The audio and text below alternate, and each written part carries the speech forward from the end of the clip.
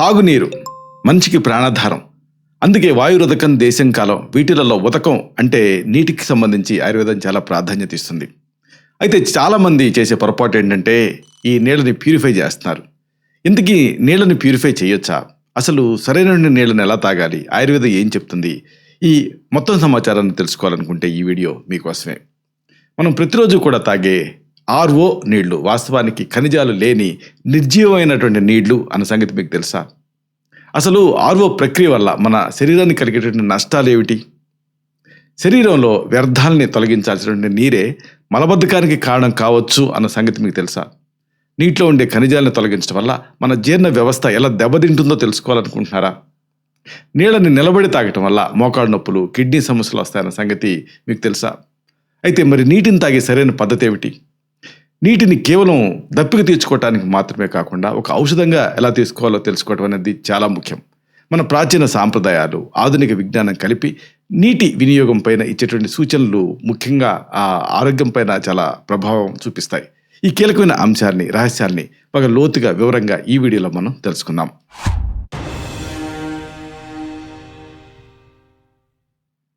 మిత్రులారా నమస్కారం. నేను మీ డాక్టర్ చిరుమామిళ్ళ మురళీ మనోహర్. ఈ వీడియోలో చాలా ముఖ్యమైన విషయాన్ని మనం తెలుసుకోబోతున్నాం.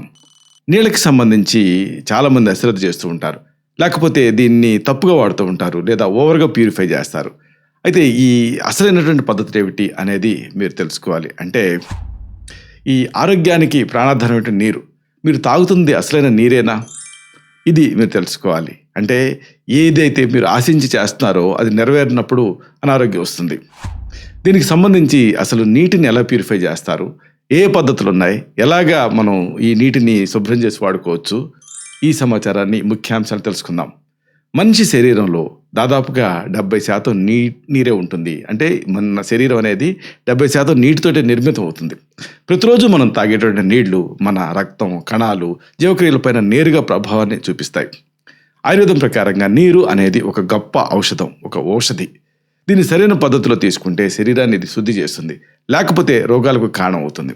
ఆరోగ్యంగా ఉండాలంటే నీటి నాణ్యత, తాగే పద్ధతి పైన సరైనటువంటి అవగాహన ఉండాలి. ఈ వివరాల లోతుల్లోకి వెళ్దాం. నీటి నాణ్యత, అలాగే వడపోత పద్ధతులు, వీటి గురించి ముందు మీరు తెలుసుకోవాలి.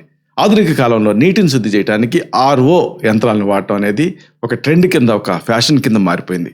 కానీ నీటిలో కరిగిన ఘన పదార్థాల మొత్తం, అంటే టోటల్ డిజాల్వ్డ్ సాలిడ్స్, అంటే దీన్నే TDS అంటారు, ఇది తక్కువగా ఉన్నాయనుకోండి, అప్పుడు కూడా ఆర్ఓ నీటిని తాగటం అనేది నిజానికి ఆరోగ్యానికి హానికరం. నీటి నాణ్యతను బట్టి మనం వాడాల్సిన వడపోత పద్ధతులు మనం తెలుసుకోవాలి. వీటిని వరుసగా తెలుసుకుందాం. ముందుగా చెప్పుకోవాల్సింది ఈ TDS స్థాయిని పరీక్షించటం. నీటి నాణ్యతని తెలుసుకోవటానికి TDS మీటర్ అనేది అవసరం అవుతుంది. మీ ఇంట్లో వచ్చేటువంటి నీటి TDS 300 కంటే తక్కువ ఉంటే ఆర్ఓ యంత్రాన్ని వాడటం మానేయండి. ఎందుకంటే ఆర్ఓ అనేది నీటిలోని సహజమైనటువంటి ఖనిజాలను కూడా తొలగించేస్తుంది. ఇక తర్వాత నీరు, మున్సిపల్ నీటి సరఫరా, దీని గురించి తెలుసుకోవాలి. మన ప్రభుత్వం సరఫరా చేసేటటువంటి, అంటే మన మున్సిపాలిటీ కానీ లేకపోతే కార్పొరేషన్ కానీ, వీటి ద్వారా వచ్చేటువంటి నీళ్లు ఇప్పటికే శుద్ధి చేయబడి ఉంటాయి. ఇలాంటి ఈ నీటికి కేవలం సూక్ష్మ వడపోత, అంటే అల్ట్రా ఫిల్టరేషన్, UF అంటారు, దీంతో పాటుగా అతి నీలలోహిత కిరణాలు, అంటే UV శుద్ధి అనేది సరిపోతుంది. ఇది బ్యాక్టీరియాని తొలగిస్తూనే ఖనిజాలని అట్టిపెడుతుంది, కాపాడుతుంది. తర్వాత పద్ధతి నానో వడపోత. ఇది కూడా అంతే, దీని గురించి కూడా మీరు తెలుసుకోవాలి. మీ నీటి TDS అనేది 300 నుంచి 600 మధ్యలో ఉంటే నానో వడపోత పద్ధతిని ఎంచుకోవటం మంచిది. ఇది నీటిలో ఉండేటువంటి అనవసరమైన లవణాలని తగ్గిస్తుంది, కానీ పూర్తిగా తొలగించదు. దీంతో ఆ నీటి రుచి, ఆరోగ్యం దెబ్బతినకుండా ఉంటాయి. ఇక అతి ముఖ్యమైనది ఈ రోజుల్లో వాడేది ఆర్ఓ. ఇది అవసరం ఎప్పుడు? ఇది తెలుసుకోవాలి.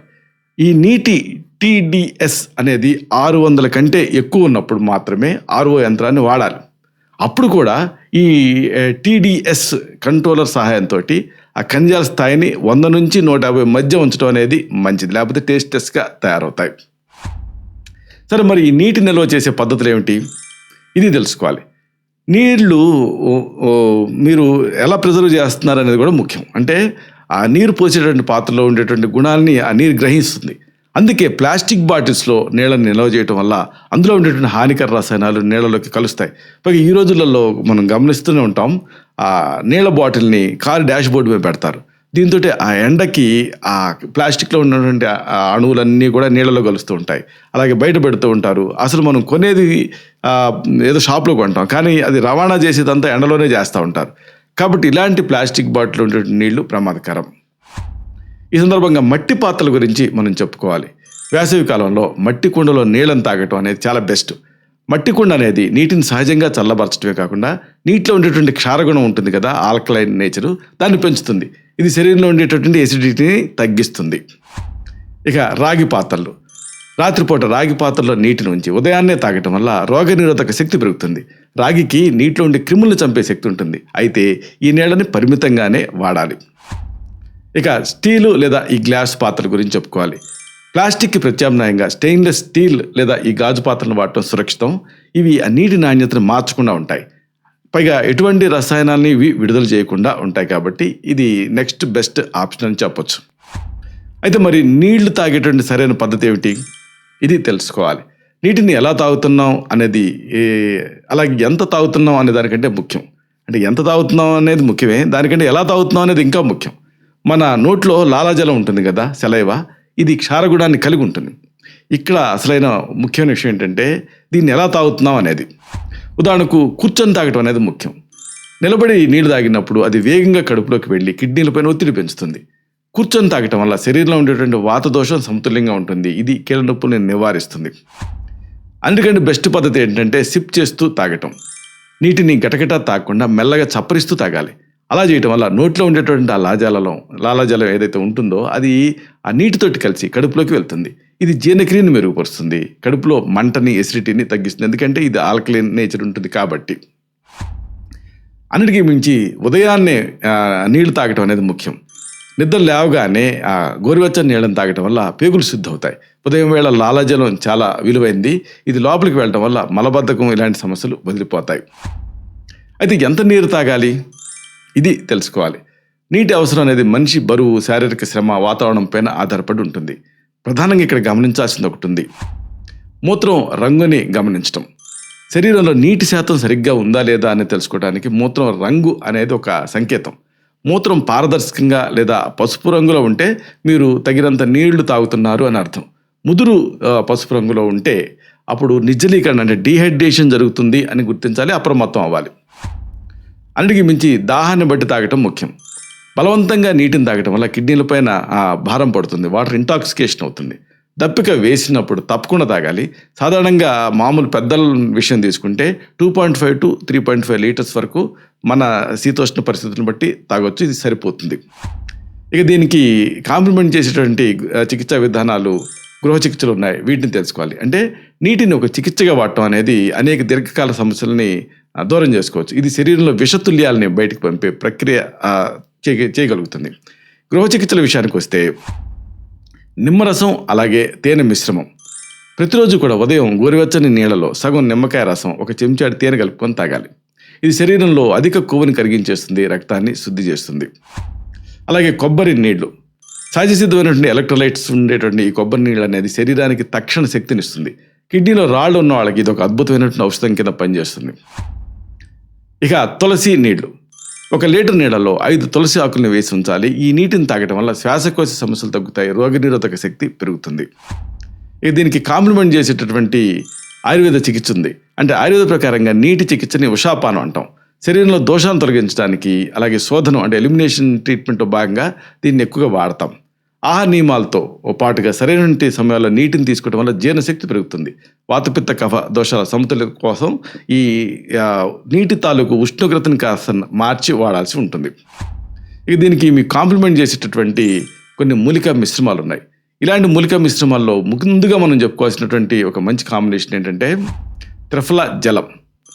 రాత్రిపూట 1 గ్లాసు నీళ్ళకి 1 చెంచాడు త్రిఫల పొడి కలిపి ఉంచాలి. ఉదయాన్నే ఈ నీళ్ళని వడపోసుకొని తాగటం వల్ల కంటి చూపు మెరుగవుతుంది, జీర్ణ వ్యవస్థ కూడా శుభ్రం అవుతుంది.